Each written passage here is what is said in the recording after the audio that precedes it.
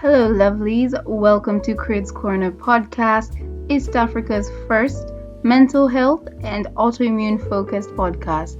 Now, today's episode is a recycled one. Not that it was bad back then, but I recorded it and I never used it. So let's jump right into it because it is still as relevant now as it was when I recorded it. Today we'll be doing something a bit universal, something about mental health. So if anyone has been in the same funk I've been in, you've been going through it, okay? So here are a couple of things that I have been telling myself this past couple of months. It's been really hectic for me, health-wise, work-wise, social life, that sort of thing. So there are a few mantras, if I could call them, that I have been using that have been helping me get through these things, okay? So number one is if it is out of your hands, it deserves freedom from your mind too. Now where I work, the success of my job requires a lot of participation from outside parties. Outside, I mean outside of myself. So say I am collecting budgets for an event, I'll end up finding that to get the budget so that I can ensure everything is ready on time, I need another party to create the budget based on what they need. You see, so I end up requiring someone else to do a certain bit of the work before I'm able to come in and do my part. And it used to bother me a lot at first, and then I realized at the end of the day, I can't make that other person do their part quicker. I can't make them actually do the thing. So it's out of my hands. And I'd really let it bother me, you know? So now as it is, I've gotten myself to a point where if it's not something that I can fix, if it's not something that I can work on, then I let it go and I focus on something else, because best believe there's 100 other things that require my attention as well, you know? So from just a general perspective, if it is out of your hands, it should be out of your mind. And also for me as a Christian, it's one of the things that we're taught, you know, let go and let God. Similar circumstance, similar situation. So the next point that I tend to quite enjoy actually is when I get home after a long day of work, long day of dealing with people's bullcrap, I tell myself, you did your best today, and that's enough. So many times we keep convincing ourselves that for us to tell ourselves that, you know, you did a good job, you have to have done this monumental thing. Well, in actuality, you just making it through the day without falling apart, without breaking down, without knocking someone upside the head, you did good. You did great. And at the end of the day, you need to be gentle with yourself, a bit more compassionate, you know?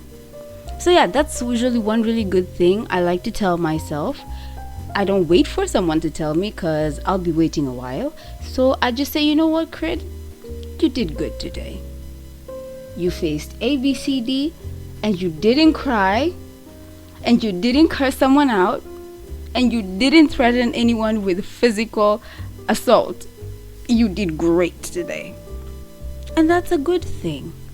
And I go to bed feeling a bit less crappy about myself. Sometimes I even go feeling proud of myself, and I wake up the next day telling myself, I want to get to the end, I want to get through the day so I can tell myself once more, I did good.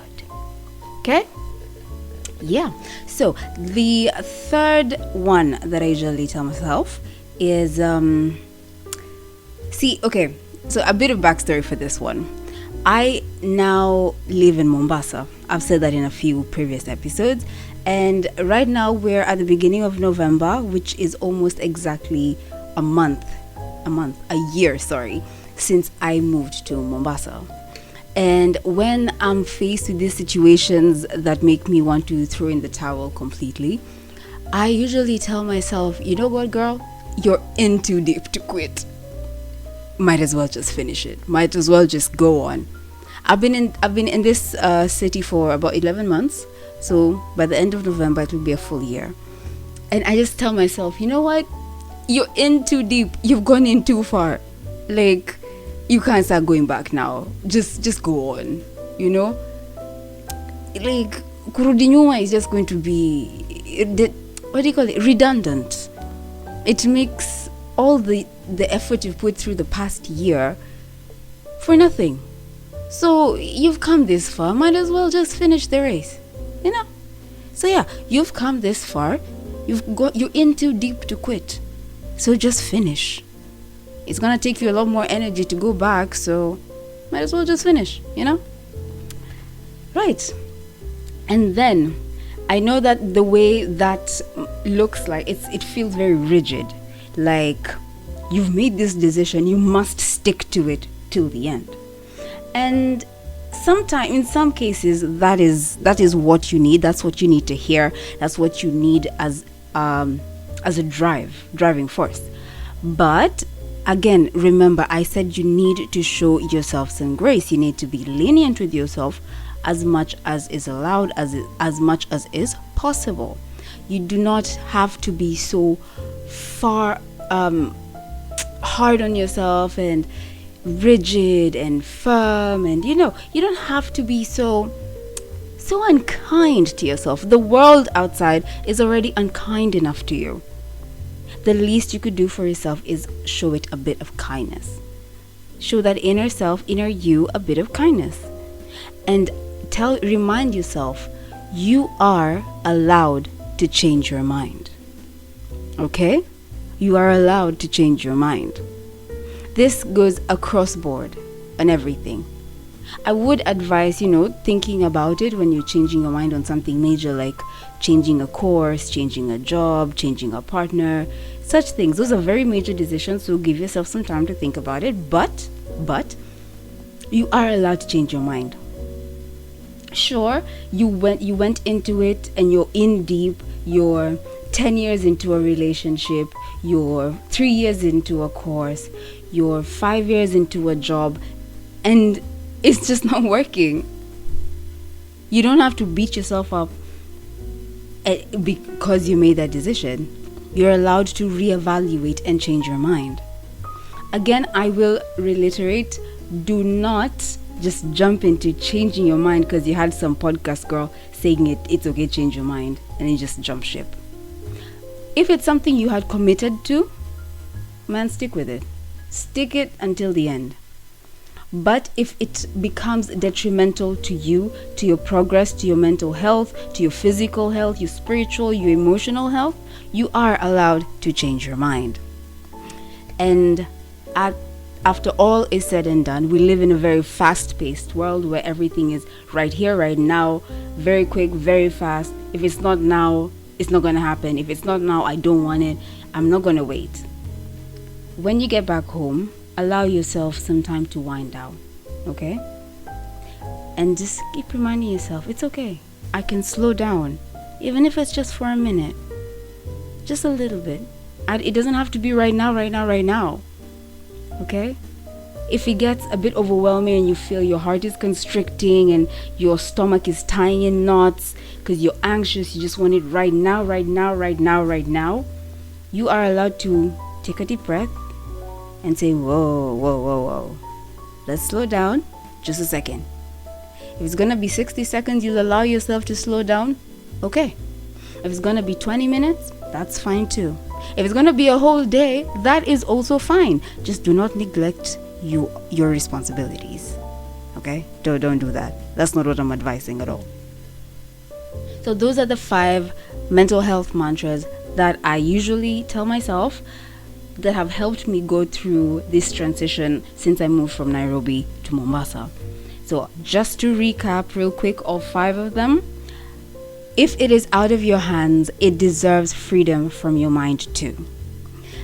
You did your best today. and that's enough. And you are in too deep to quit. Might as well just go on and finish it. Then you are also allowed to change your mind within the parameters of caution. Don't just jump ship. Allow yourself time to think through major decisions before you make the decision to finally change your mind. And last but not least, slow down, even if it's just for a moment. And that is all for this week's episode. You will hear from me, hopefully, next week again on Monday. I'm shifting my posting days to Monday so that, you can start off your day with something good. I'll be posting every morning, or maybe I'll post Sunday night. I think I post Sunday night so that everyone can have something on Monday morning. So that is all for this week's episode. And you'll hear again from me next week. Until then, remember to be gentle, to be kind, most especially to yourself. Take care. Bye.